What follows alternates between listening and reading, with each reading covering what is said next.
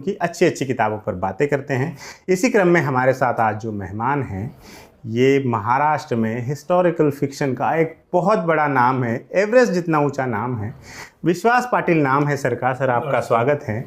Sir ने बहुत अच्छी किताबें लिखी हैं, बहुत ज़्यादा बिकी है, बहुत ज़्यादा पसंद की गई है और बहुत सारे अवार्ड सर की झोली में भी आए हैं। सर पिछले लगभग 30 सालों से लिख रहे हैं और 30 सालों की इन जर्नी में उन्होंने जो कुछ भी साहित्य को दिया है, उसने साहित्य को बहुत ज़्यादा रिच किया है। पानीपत इनकी बहुत मशहूर किताब है और हम इस वक्त जिस वजह से बात कर रहे हैं वो इसलिए क्योंकि पानीपत का इंग्लिश ट्रांसलेशन आ रहा है। मराठी में सर ने लिखी थी 88 में, 31 साल पहले। अब उसका इंग्लिश ट्रांसलेशन आ रहा है, हिंदी भी आ चुका है वाणी प्रकाशन से, इंग्लिश आ रहा है। एका वेस्टलैंड ने छापा है, आप ज़रूर पढ़िएगा। जिस भाषा में आपको सहज लगती है ये किताब उसमें पढ़िएगा, मराठी, हिंदी, इंग्लिश और भी भाषाओं में इसका अनुवाद हुआ है जो हम बातचीत के क्रम में आपको बताएंगे ही। तो सर शुरू करते हैं हम पानीपत से ही। 88 में लिखी थी, क्या उम्र थी तब आपकी? मेरी 28 उम्र थी। 28 साल की उम्र में आपने इतना कलेवर में बड़ा, विस्तृत और रिसर्च बेस्ड एक उपन्यास लिखा। तो जनरली जब कोई राइटिंग करियर शुरू करता है तो कोई छोटी छोटी कहानियाँ लिखता है, कोई एक आध 200 पेजेस का उपन्यास लिख लेता है, कोई रोमांटिक कहानी लिख लेता है। आपने क्यों सोचा कि इतना बड़ा फैलावा में करना? नहीं, उसके पहले कॉलेज में मैंने शॉर्ट स्टोरीज बहुत लिखी थी, नहीं ऐसा नहीं है, लेकिन मुझे ऐसा लगा कि ये पहली उपन्यास, मेरा परिचय इस उपन्यास के कारण होना चाहिए।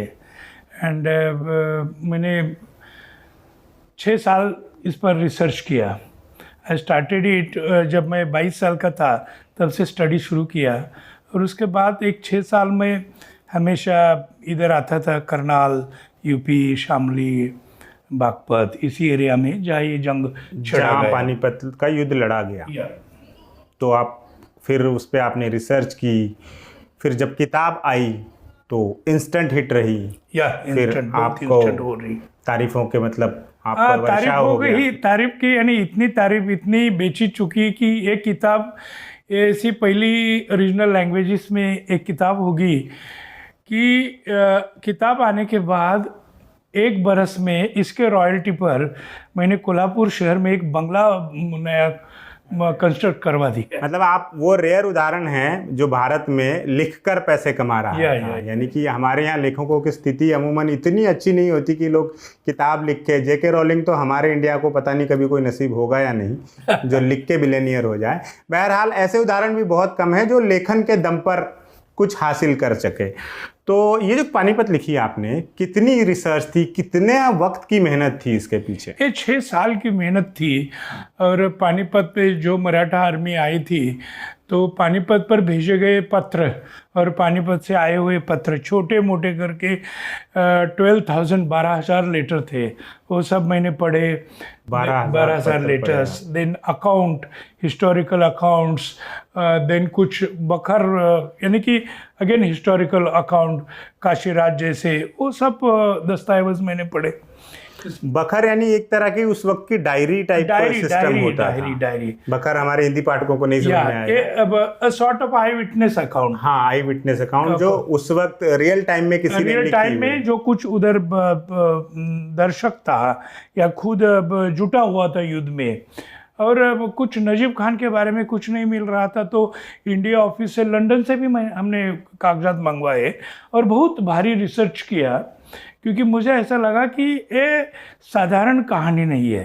साधारण कहानी हम लिखते पब्लिशिंग के लिए भेज देते, इसका रामायण महाभारत जैसा इपिकल इसका नेचर है। हाँ, इसकी ताकत बहुत बड़ी है, इसके कैरेक्टर पहाड़ जैसे है। तो सोच समझ के पूरा स्टडी करके एंड पूरा इस पर सोच समझ से करना चाहिए। इस वास्ते में 6 साल काम करता रहा और उसका फल भी मिला। उसका फल मिला।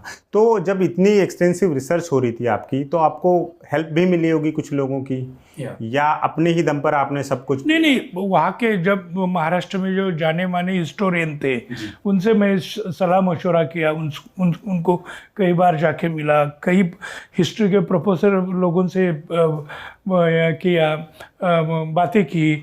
देन मैं पानीपत पे खुद एक 4-5 महीना मैंने स्टे किया पानीपत में, और वो जहाँ जहाँ ये जंग छेड़ा गया था उस देहातों को भी मैंने विजिट की।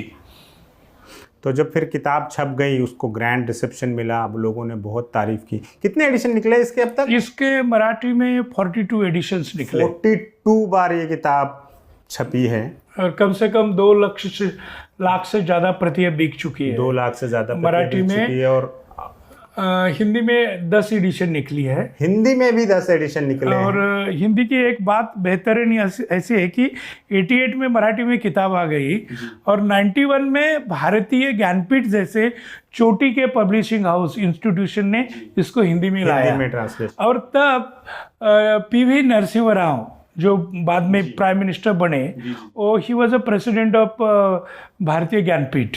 अच्छा। हाँ, और वो बड़े भाषाकार थे जी, वो तो और वो मराठी भी बहुत जानते थे। हाँ। तो उन्होंने मराठी में किताब पढ़ी और तुरंत हिंदी वालों को बोला कि ये अच्छी किताब है, इसमें हिंदी में लॉन्च किया जाए। जी। और कितनी भाषाओं में इसका अनुवाद हुआ? और इसका पंजाबी में हुआ है, कन्नड़ा में हुआ है, गुजराती में हुआ है।